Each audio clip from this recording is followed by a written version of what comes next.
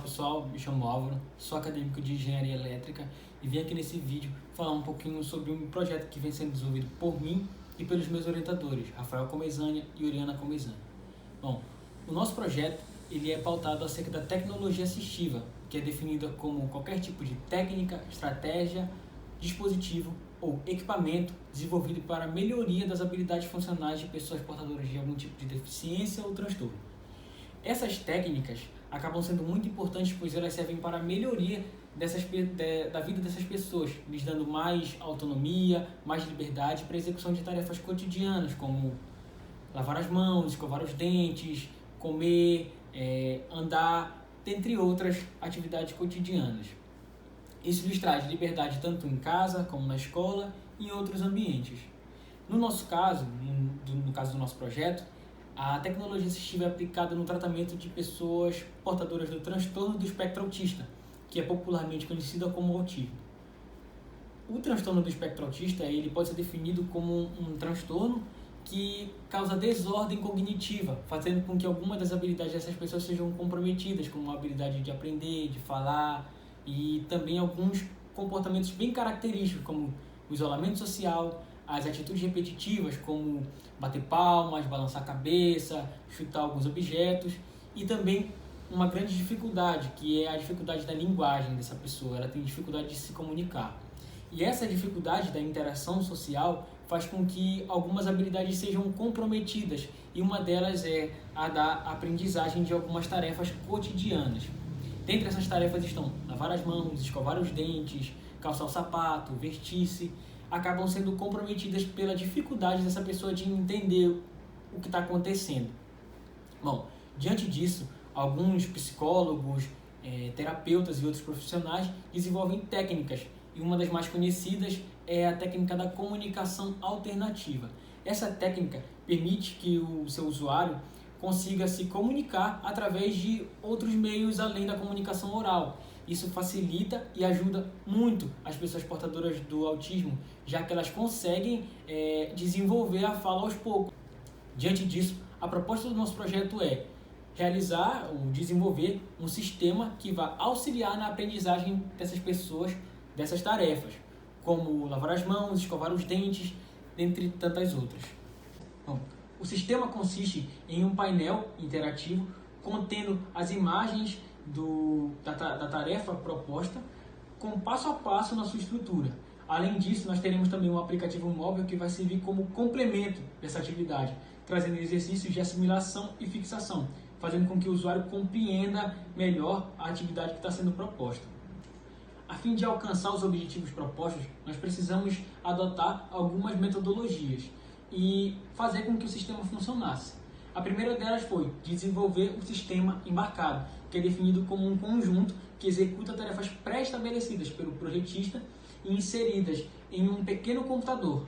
Esse pequeno computador é chamado de microcontrolador. Ele executa tarefas pré-estabelecidas e faz com que o sistema funcione de forma geral. Ele funciona como uma forma de cérebro do sistema, fazendo com que a execução das tarefas sejam realizadas apenas por intermédio dele. No nosso caso, a função do microcontrolador seria acender os LEDs através de um clique no botão. Nesse caso, os LEDs eles ficam ao redor das imagens e são acionados pelo botão. Isso se dá pelo fato de que, ao final de cada passo da atividade, o usuário deve ir até o painel e clicar na imagem, clicar no botão. Por isso, ele vai servir como uma forma de sinalização e também de incentivo, já que antes de clicar no botão, o painel vai ter uma coloração.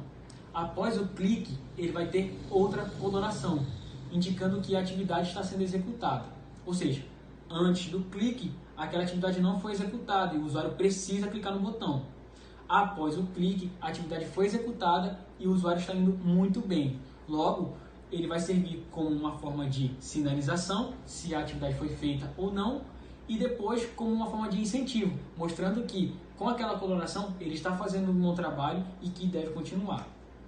Para a realização desses primeiros testes e dessas primeiras funções do nosso painel interativo, foi utilizado o microcontrolador Arduino com um microcontrolador Atmega 328. Na segunda fase do nosso projeto, nós precisamos utilizar um outro microcontrolador, porque nós precisávamos adicionar alguns recursos para que o painel ficasse mais robusto e atendesse melhor a demanda que era a proposta. No caso, nós utilizamos o microcontrolador ESP32. Esse microcontrolador acabou trazendo alguns recursos. O primeiro deles foi o RTC, conhecido como Real Time Clock. Esse recurso faz com que seja registrado o tempo da atividade, ou seja, quando o usuário dava o primeiro clique, o contador começava a contar o tempo, fazendo com que a atividade fosse mapeada. Ao final, o tempo é guardado e nós queremos enviar ele para um banco de dados. Só que para isso, nós vamos utilizar o segundo recurso desse microcontrolador, que é o módulo Wi-Fi que está embutido nele.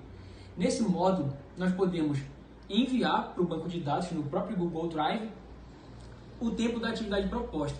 Isso vai fazer com que o psicólogo ou o profissional responsável tenha ainda mais acompanhamento do avanço desse paciente ou desse usuário, já que com o tempo dele em cada atividade, ele vai acompanhar a evolução e vai entender o que está acontecendo com ele durante a atividade, vai entender o progresso, vai entender o regresso, ou seja, ao final de cada atividade, o tempo vai ser enviado. Como dito anteriormente, os sistemas embarcados fazem uso do microcontrolador para exercer aquela função que é proposta. Nesse caso, nós utilizamos dois microcontroladores, um na primeira fase e outro na segunda fase. Como dito, a primeira fase consistia apenas no acionamento dos LEDs com o botão, como uma forma de sinalização.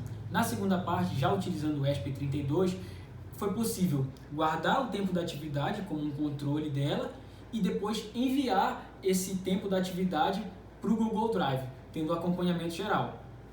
Só que, infelizmente, nós não podemos trazer aqui mais fotos para vocês desse protótipo funcionando, porque ele se encontra no nosso laboratório de instrumentação. Entretanto, eu posso falar um pouquinho agora para vocês do aplicativo móvel.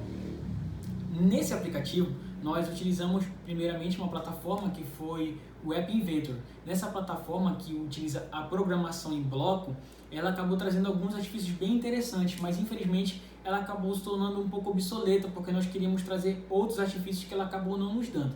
Então nós mudamos para uma outra plataforma que foi a do Android Studio. Lá nós conseguimos adicionar novos artifícios, como um relatório, como também um número de cliques que o usuário dava na tela, mostrando mais ou menos aquilo que ele tinha executado e como ele se comportou, mas ele infelizmente acaba dando só a oportunidade desse aplicativo funcionar em Android. E foi por isso que nós realizamos a terceira mudança do aplicativo, programando ele em uma plataforma excepcional, que é a React Native. Nessa plataforma é possível fazer com que o aplicativo rode em iOS, Android e na web, possibilitando o uso desse aplicativo por um número muito maior de pessoas, tendo um número muito maior de usuários. O aplicativo móvel possui um princípio de funcionamento bem simples, já que as imagens ficam embaralhadas na tela do aplicativo e o usuário deve colocar elas na ordem correta, selecionando cada imagem passo a passo. Dessa maneira, o aplicativo acaba funcionando como uma forma de fixação da atividade proposta, fazendo com que ela fique cada vez mais presente no cotidiano do mesmo. Dessa maneira, o aplicativo, ao final da atividade, gera um relatório. Esse relatório possui algumas perguntas e alguns outros questionamentos que vão fazer com que o sistema saiba como foi a atividade realizada pelo usuário. As perguntas ficam presentes no e-mail e são enviadas para o psicólogo responsável, tendo uma aba específica para o envio de perguntas e observações, fazendo com que o psicólogo ou profissional responsável pela atividade tenha um acompanhamento completo da atividade, fazendo com que o aplicativo se torne ainda mais útil. O móvel ele se encontra funcional e já está pronto para testes com usuários, mas infelizmente eu não posso dizer o mesmo do painel, já que ele ainda necessita de alguns testes e também se encontra muito tempo desligado no nosso laboratório. Então nós precisamos fazer mais alguns testes nele. Bom, pessoal, esse foi o nosso projeto. Eu espero que eu tenha conseguido explicar para vocês melhor. Infelizmente não posso explicar presencialmente para vocês, mas eu trouxe uma demonstração do nosso aplicativo que vai estar em um vídeo aqui dentro e vai mostrar como ele funciona e qual é o objetivo dele. Eu espero que vocês tenham gostado. Muito obrigado.